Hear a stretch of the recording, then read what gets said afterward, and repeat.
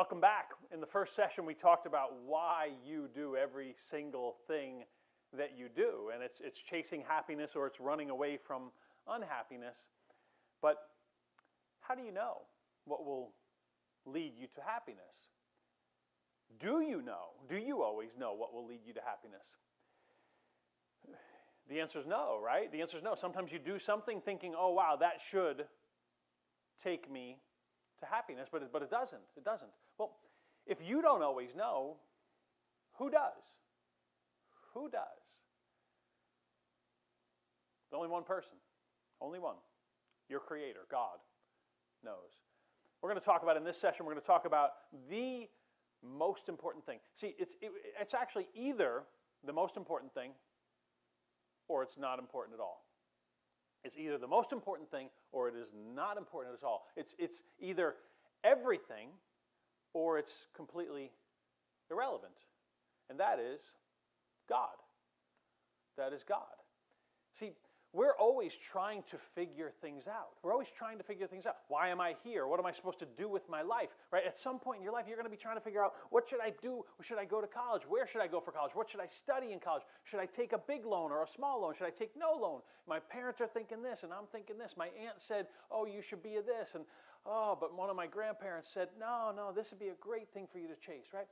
Constantly, we're going through these 35,000 or so decisions every single day. And if you have a Creator that understands every single aspect of you and of creation, He understands better than you do. I challenge you at the end of the last segment to give 10 minutes every single day. 10 minutes every single day. 10 minutes every single day. Not once in a while. 10 minutes every single day. Start putting it in your calendar. I want you to stop right now and put it in your calendar. Sometime. Will it be first thing in the morning tomorrow? Will it be the last thing before you go to bed tomorrow? Maybe you have to do 5 minutes first thing in the morning and 5 minutes right before you go to bed. But give God 10 minutes every single day. Because it's either the most important thing or it's not important at all. If you have a God that understands you, that understands what happiness really means for you, lasting, deep happiness means, He knows how to get there better than you ever could. Remember, years ago, I had some friends who started kind of making fun of religion. I don't know if you've ever been there. You have any friends that sort of poke fun at religion? You know, maybe they take God's name in vain over and over again. Maybe they use God's name, whatever. Even OMG, right, is a way of using God's name in vain. It's putting God as not so important. Putting God as not so important. I had a bunch of friends that would do that. I remember actually had a couple friends that were like, I don't think there is a God. I don't think there is a God. And you see, I went to school for engineering, mechanical engineering, right? Mechanical engineers design cars and aircraft and all kinds of stuff, and very scientific. I remember thinking, like, can you actually prove to someone? Can you actually prove to someone that there's a God? And I thought, well, no, probably not. But can you? Can you prove that there's a God? That's what we're going to walk through. We're going to walk through 8 proofs, 8 of my favorite proofs that there is a God. There are more than 8. But one of the most intriguing things I found in this quest, in this looking if there's proof, could I help some of my friends that they didn't want there to be a God? I think is the reality, right? Because I know why you do everything you do. Why would you do that? Why would you chase that answer? Because you think it can help you get to happiness. If there's no God, then there's no rules, right? If there's no God, there's no rules.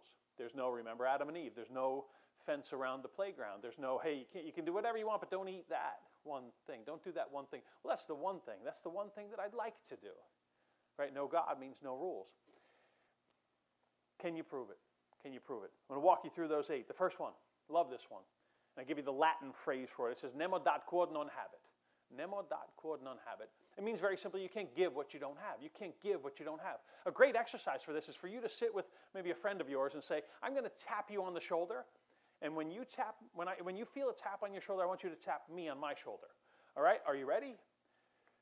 But wait.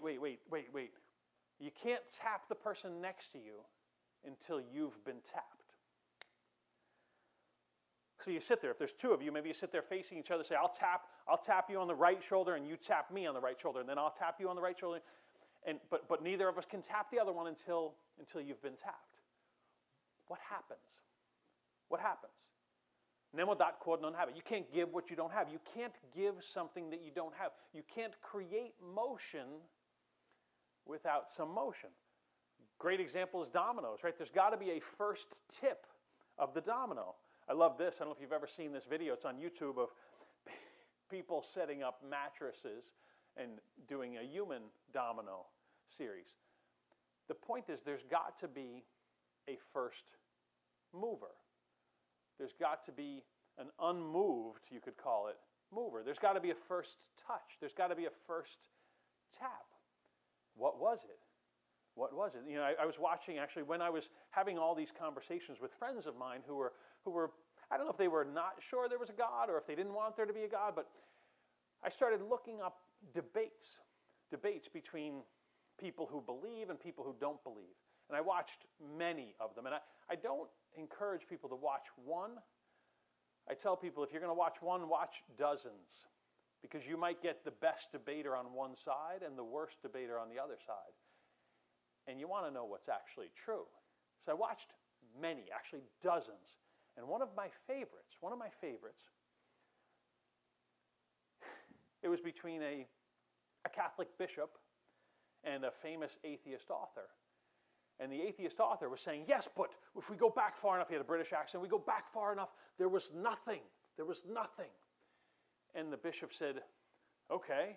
And then there was everything? And this British atheist author said, well, it really depends. It depends what you mean by nothing.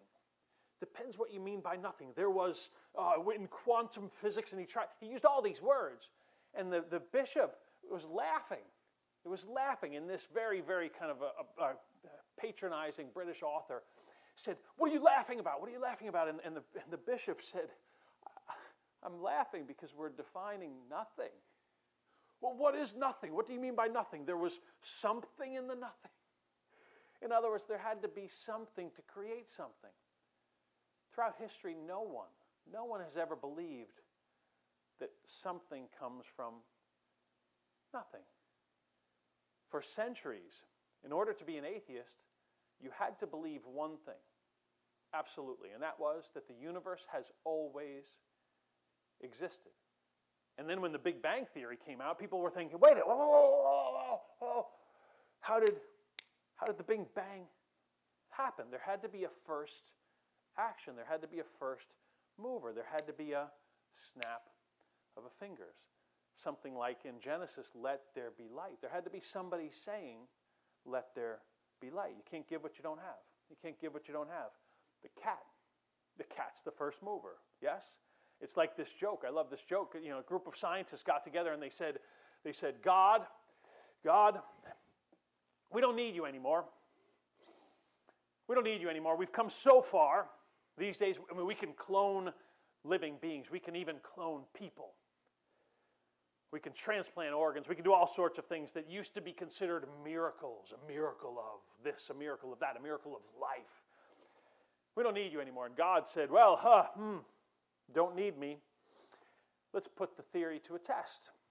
Why don't we have a little competition? We'll see who can make a human being. Let's make a male human being like Adam, like the first male. Let's make a male human being. Let's see who can do that. And the scientists say, sure, sounds good. So God says, well, let's do it like in the old days when I created Adam. And the scientist says, yeah, sounds good. So the scientists bend over and they pick up a handful of dirt. And God says, whoa, hold on. Get your own dirt. That's mine. See, one of the most incredible miracles in history, virtually everyone believes in, and that is everything. Look around you, everything. I mean, how did the material get here? How did, the sun's been burning for billions of years. Can you make a fire that burns for a day straight, 24 hours? Maybe. Billions. How did it all get here? God says, get your own dirt. In other words, you can't create matter out of nothing. You can't create matter out of nothing. Nemo dat quod nonhabit. The first proof. Pretty good proof. Second one's this. Art requires an artist. Art requires an artist. This is an easy one. It's incredibly easy. My mother says it all the time to people, all the time. She'll say, oh, wow, what a beautiful day. And she'll say, wasn't God the Father just an amazing artist when he decided to let the clouds and the atmosphere reflect that color, when he decided that the mountains should have that form, when he decided that trees could have so many different colors, and that the leaves could change colors in the fall. God the Father is an incredible artist. Art requires an artist. If you got to a museum and you see this painting, Rembrandt painted this painting. Rembrandt liked to put himself into his paintings. He put himself in this painting. Rembrandt painted himself as the eldest son in his painting of the prodigal son. The eldest son is off in the back to the right, looking as the father welcomes back the youngest son. You know the story. But if you saw this painting, would you say, that's pretty neat that just happens to be there, or would you say someone must have painted it? Art requires an artist. Another painting Rembrandt did, put himself in this one again. He's holding up the cross. He's holding up the cross. He was always saying something with his paintings. Always saying something with his paintings. How about this? You see this rocket. I mean, the more amazing the design, isn't your immediate thought, and it's pretty much obvious, the designer must be incredible. The more incredible the design, the more incredible the designer. Yes?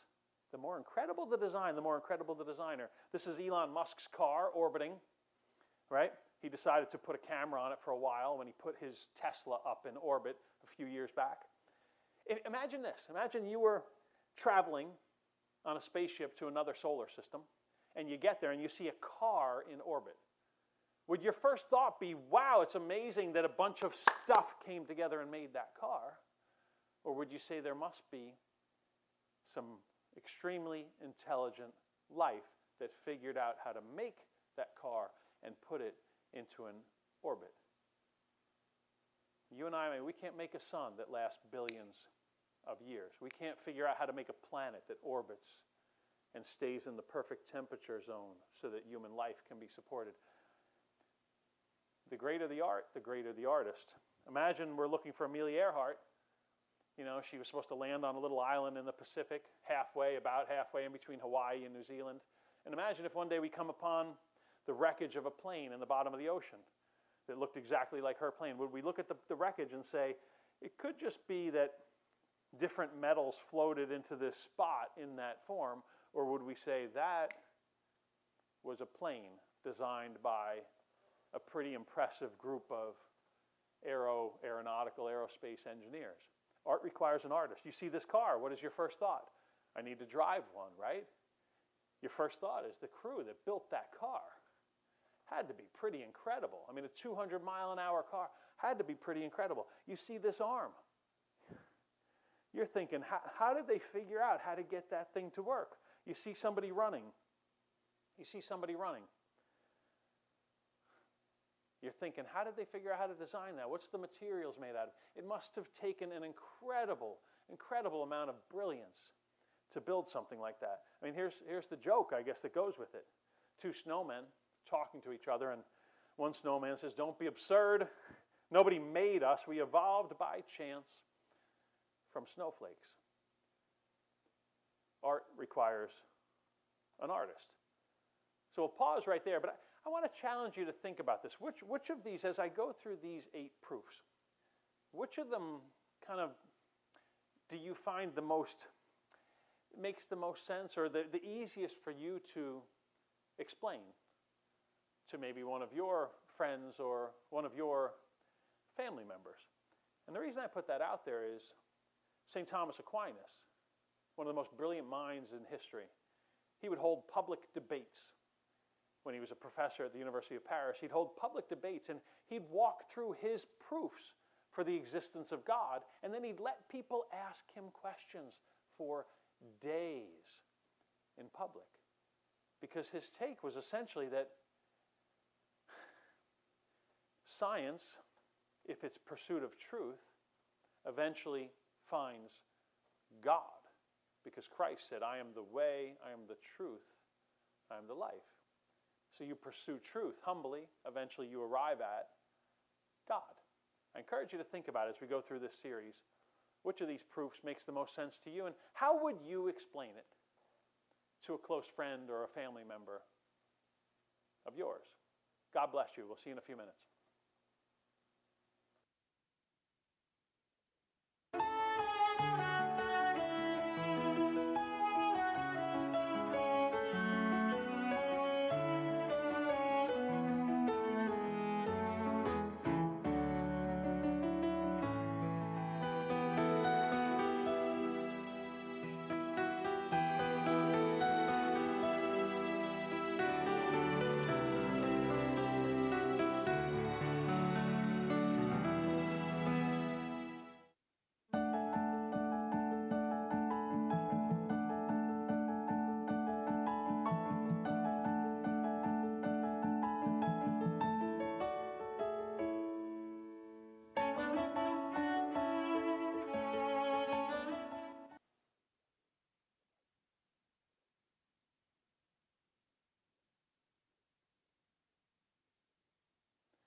Can we prove that God exists?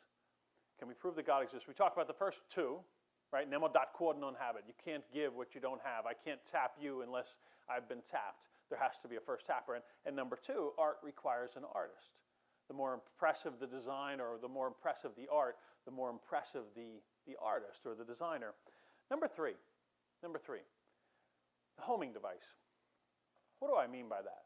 Well, if you remember, we talked about this quest for happiness that you and I are on, this quest to find happiness and to avoid unhappiness. That's part of the homing device. Another way to put it is this. A few years ago, I was traveling and ended up in upstate New York and in the mountains, middle of nowhere. And I was staying in this little cabin by myself, just for one night. You know, middle of nowhere, nothing around, no lights, no cars, no people, nothing. And the driveway to this little cabin was pretty long. I'm at the top of the driveway, and it's dark. It's fall. I think it was right before Thanksgiving. It's got dark pretty early. It's dark, and I'm standing at the top of the driveway right next to this cabin outside, and I'm convinced that there's something out there looking at me. And I'm frozen. I'm frozen because I'm wondering if there's maybe a mountain lion or wolves or coyotes or, of course your mind starts playing tricks on you. I don't know if you've ever experienced that, but that's where I am at this moment. I'm standing there. There's something out there. There's something out there. There's something out there. And I turned on the flashlight on my phone and I held it up, and near the bottom of the driveway there was a little stream.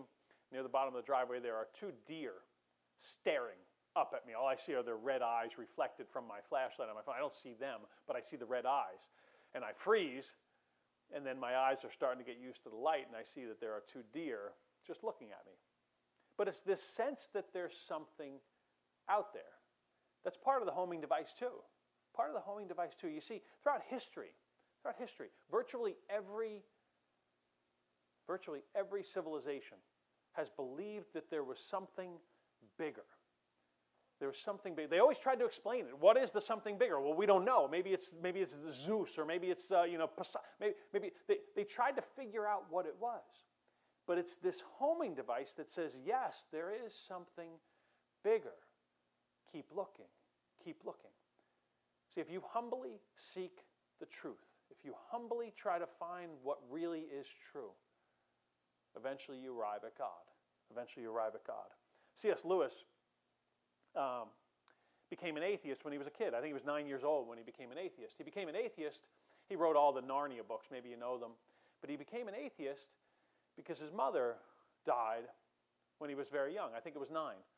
and he was just angry at God for taking her. Then fast forward a few years, World War I is going on, and then he was really mad at God for letting World War I happen, and he actually didn't think God existed, but he was mad at God for not existing.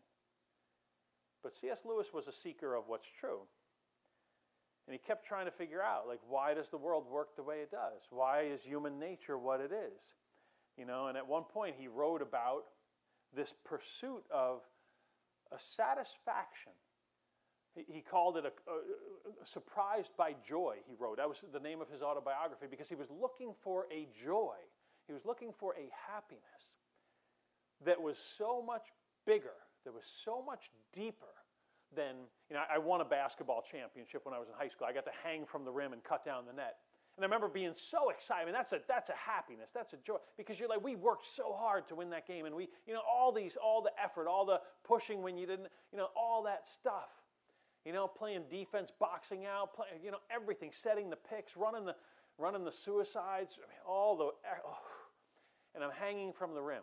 I'm holding onto the rim, hanging from the rim, cutting down the net, and I got to keep a piece. I still have a piece of that net. Joy, happiness, but not lasting. C.S. Lewis said he knew. He was always looking for something that was so much bigger than anything you and I have ever touched. A little bit of that homing device. Another way to put it, and this is what C.S. Lewis said, he said, God cannot give us happiness and peace apart from himself, because it's not there. There is no such thing. That's why I'm thrilled that you're in confirmation with us. You will never find a lasting happiness apart from God. Maybe you find short-term stuff. But never the depth of it. Saint Augustine put it this way. He chased happiness everywhere you could look. Everywhere you could look. From power to pleasure to popularity. He looked everywhere. He chased religion after religion after religion. But really he was looking for this depth of happiness. And eventually,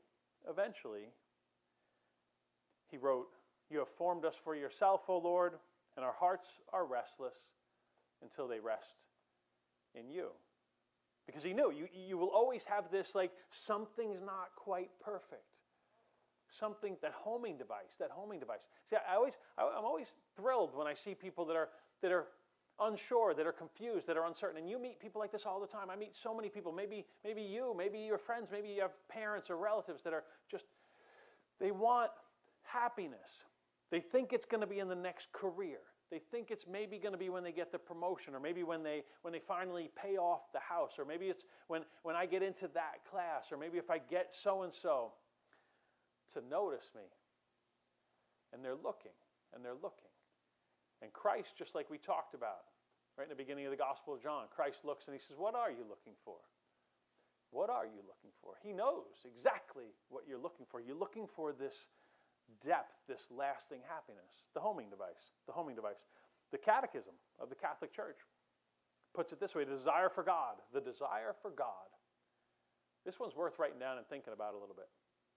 The desire for God is written in the human heart because man is created by God and for God.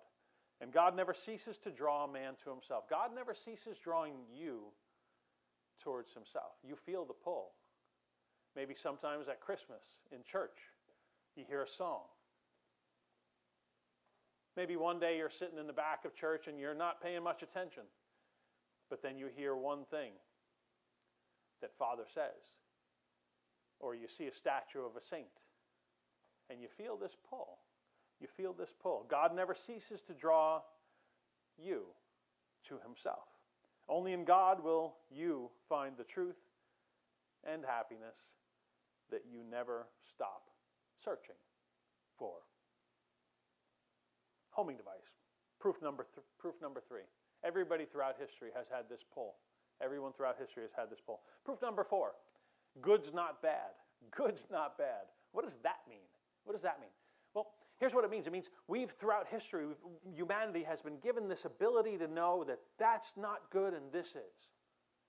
Right? You watch a movie, and when the hero does something, you know that was a good thing. And when someone else does something else, you say, no, that shouldn't happen, that shouldn't happen. We just know it. I mean, here, let me give you an example. Morality, we all agree. Certain things are bad. They're bad across all of time and across all cultures. Doesn't matter the culture, doesn't matter when, doesn't matter if it was today, yesterday, tomorrow, 1,000, 5,000 years ago. Doesn't matter. Doesn't matter if it's here or in Thailand or in North Korea or in New Zealand or in Costa Rica. It doesn't matter where it happens. We all know. Hatred, not a good thing. Jealousy, not a good thing. Cowardice, not a good thing. Injustice, not a good thing. Murder, theft, greed, dishonesty. Good's not bad. Where's that come from? Where's that come from? I remember sitting there in science class, probably in high school, and they were talking about Darwin and survival of the fittest. And I kept sitting there thinking that there are a lot of times when the best way to survive is to do something you know is bad. The best way to survive as a person or as a species could be to do something that's bad. But we know not to. We know not to. What stops us from that? Part of that homing device, really. They're related. Part of that homing device. God gave you a conscience. God gave you a conscience. I always wondered, I remember when I made my confirmation, I remember they were talking about all these different gifts and fruits, and I remember sitting there going, I don't understand that one or that one or that one. And one of the big challenges for me was the difference between wisdom and knowledge. Wisdom and knowledge. Slowly I started to realize that you can have the knowledge to make an atom bomb. It takes wisdom to know if it should be used or not. You can have the knowledge to create life. You can have the knowledge to end life. It takes wisdom to do what's right, not just what your knowledge makes you capable of doing. One of the fruits, one of the gifts of the Holy Spirit, wisdom. Nurture it. Spend time thinking about your choices. Spend time thinking about your choices, and do they line up with your life? One of the proofs. Good is not bad. One more proof, then we'll take a little break. One more proof. Miracles. Throughout history, there have been miracles. What kind of miracles? Let me give you a few examples. Some of my favorites. This is one of my favorites. Padre Pio in Italy. On the southeast corner of Italy, on the coast, on the Adriatic coast. One of the things that Padre Pio had was the stigmata. He got the wounds of Christ as a young man and kept them throughout the rest of his life. And people would go and investigate, and a whole group of people actually in Rome, in the church, thought he was faking it. Right? So they sent a group of scientists, and they had his wounds wrapped up and sealed with wax. And they treated it with an ointment so it should get better. It should start healing. And they kept it wrapped up, I think it was for a week, but it was for several days, and sealed with wax. So he couldn't sneak it off. He couldn't put anything in there to keep the wound looking fresh. And then when they took the seal off and they examined the wounds, it was as if they had just happened. They hadn't started to heal at all. And that happened, that occurred throughout his whole life. Miracles. Padre Pio also, when he would hear confession, very often he would know your sins before you told him your sins. Can you imagine going to confession and the priest stops? Padre Pio would do this. He'd stop and say, hold on, there's more to that story. Tell me about so-and-so. Tell me what you really did. Tell me what you said. Sometimes he'd say, stop, come back when you're ready to give a real confession. Padre Pio would spend between 10 and 20 hours a day hearing confessions throughout most of his life. Why? Because people flocked to him because of these two miracles. The fact that he knew their sins. And they wanted someone that could say, hey, this is something you need to fix. This is something you need to bring to your God and say, please wash this clean. Thank you. and they knew about his stigmata. Miracles. Another miracle.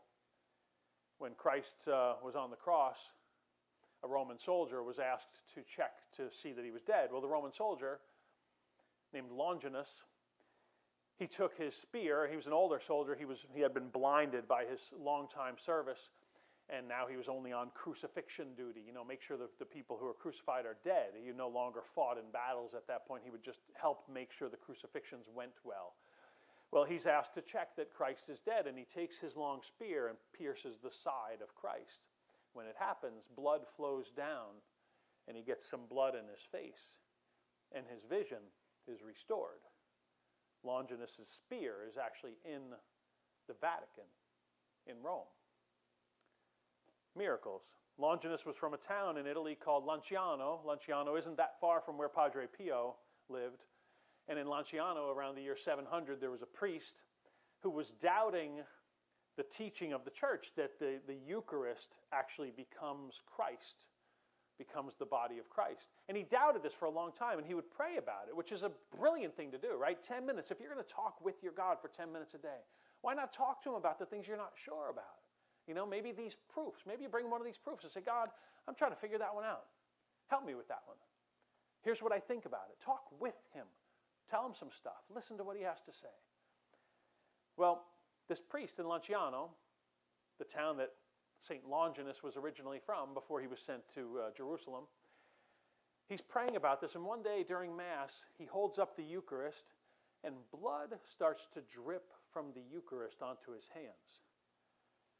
That was in around the year 700 AD. Well, that Eucharist was kept in this glass, and they tested it only a few years ago to see, and they said it's human blood, and there's fiber from a human heart in there, and there's no trace of any kind of preservative.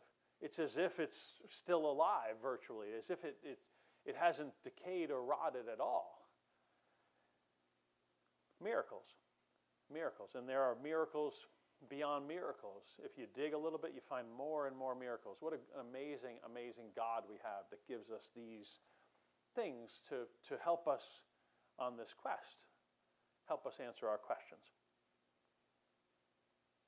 God bless you as you spend a few minutes thinking about these proofs of the existence of God.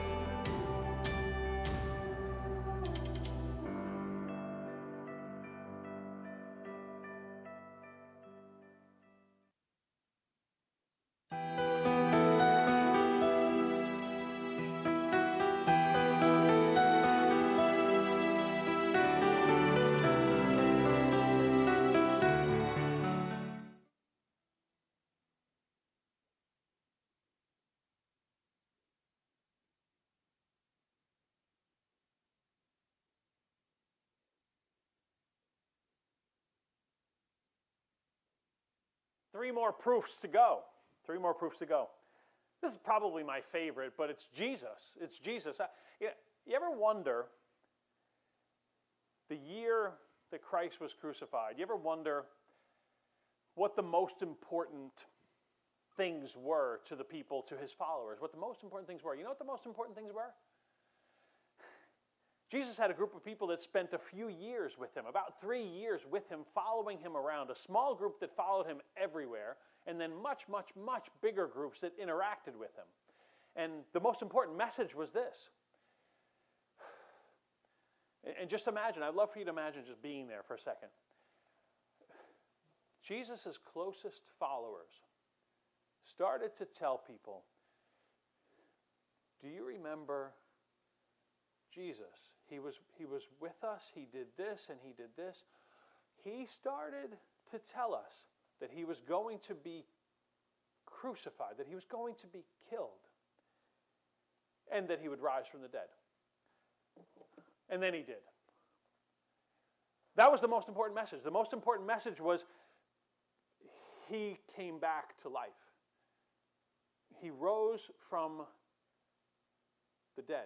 C.S. Lewis said Christianity is either of infinite importance or of no importance. The only thing it can't be is a medium, a mediocre importance. See, if Jesus rose from the dead, he's unlike any person who has ever lived. And we have to figure out what he knew, what he taught. Why did they write down what he taught? Why did they write down the story of his life? Why? Because he died and rose from the dead. Period. End of story. And he didn't just, see, it wasn't just that they saw him die. They knew he died, but they weren't the only ones that knew he died. Thousands and thousands of people knew he was killed. They also saw an empty tomb. They saw an empty tomb. But it was more than that. It was more than that. He appeared, not just to a few, he appeared to hundreds of his followers. He appeared to hundreds of his followers. Were they all thrilled when he appeared to them? Were they all thrilled when he appeared to them? I want to show you a painting. I want you to think about this painting a little bit. This is a famous painting by, I think it's Caravaggio. It's called The Incredulity of Thomas. It's a picture of Christ, you see in the picture, appearing to a few of the apostles, including Thomas. And you probably know the story. You know, Christ appeared to the follower, to his closest apostles, and then Thomas wasn't there. And doubting Thomas, right? Doubting Thomas. And then when Thomas was there, Thomas said, I'd have to put my fingers in the nail holes and my hand in his side. I'd have to do that in order to believe. Well, this painting is that meeting. This painting is when Christ appears again and Thomas happens to be there. But I want you to look closely at the painting. I want you to look closely at the painting, and I want you to try to figure out what's going on in this painting. What is Thomas doing? What is Thomas doing? Is he putting his finger in Christ's wound? Is he doing that? Look at his face. Look closely at his face. Look at his hand. You see his hand, but there's someone guiding him. Yes? On Thomas's face, it's not a look of, I'm happy to be doing this. It's a look of, I made a mistake. This changes everything. Isn't it that look? It's that look of,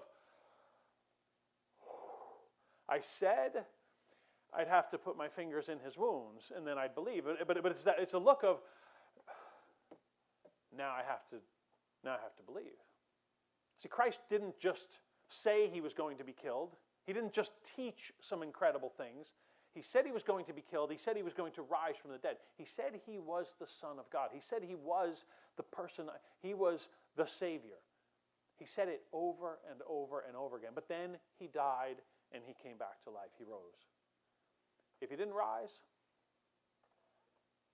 doesn't really matter what he teaches. Doesn't really matter what he teaches. You know, I played a lot of sports in my life. You find a great basketball player. If they are phenomenal, you want to learn a little bit about their practice routine, maybe their eating habits, maybe their sleep, maybe their workout. Maybe you want to learn some of that, how they learned their form, what they work on, how they work on their game. Baseball, same thing. I pitched, I played shortstop. You want to learn, like how do you, what do you work on to get flexible, to guess what the hitter's going to do? How do you decide when to throw a, whatever? You study the best. You study the best.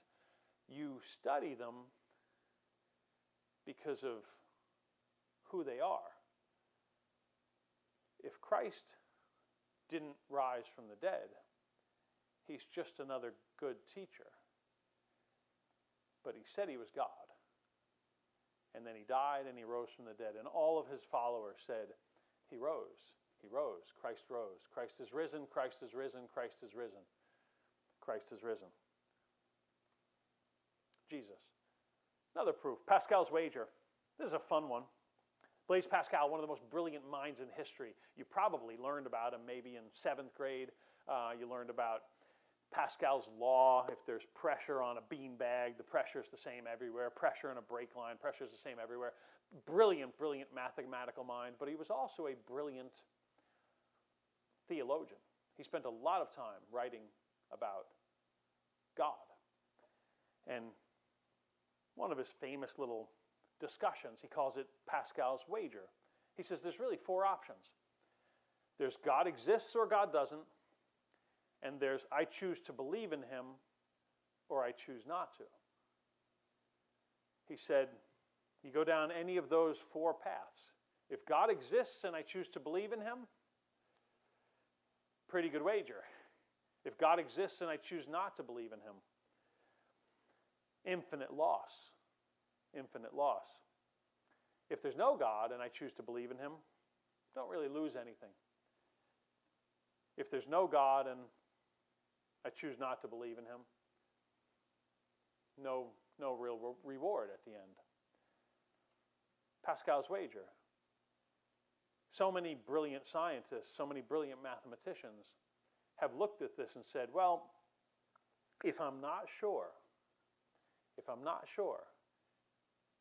maybe I better do the homework. Maybe I better humbly seek the truth. Pascal also said this. He said, in faith, there's always enough light for those who want to believe, and there's always enough shadows to blind those who don't. If you are trying not to find God, God allows you not to find him. If you're trying to find God, you'll find him. Seek and you'll find. Knock and it shall be. He promised you that if you look for him, you'll find him. Last proof we're going to talk about in this section. And which one is your favorite so far, by the way? Which one is your favorite? Last proof. Democracy of the dead. Democracy of the dead. G.K. Chesterton said, we somehow forget all the people that came before us. We love this idea. He said, we love this idea today of a democracy. Everybody should have a vote, but we don't give any vote to history. He said, you could call it tradition. Somewhere around 95 to 99% of all human history believed in a God. The democracy of the dead says, wait a second, maybe they knew something. Tradition, Chesterton said, means giving votes to the most obscure of all classes, our ancestors. Democracy of the dead. We're very tempted today, and we're actually taught today to have this kind of chronological snobbery. If it wasn't invented today, it's probably foolish, right? Which is, like, you think about it, fast forward. If it wasn't done on a Wednesday, it's foolish. If it was done, Tuesday or Monday, it's foolish. Anything from yesterday is foolish. Poor assumption. Poor assumption. Some of the greatest minds that ever lived have tried to figure out, does God exist or not? And you find a mind like Pascal. You find a mind like St. Thomas Aquinas. You find a mind like Isaac Newton. Sir Isaac Newton. Isaac Newton wrote more about faith than he did about mathematics, calculus, physics. More about God. 8 proofs. Nemo dot quod nonhabit, right? You can't give what you don't have. Art requires an artist. The homing device. Good's not bad. Miracles. Jesus.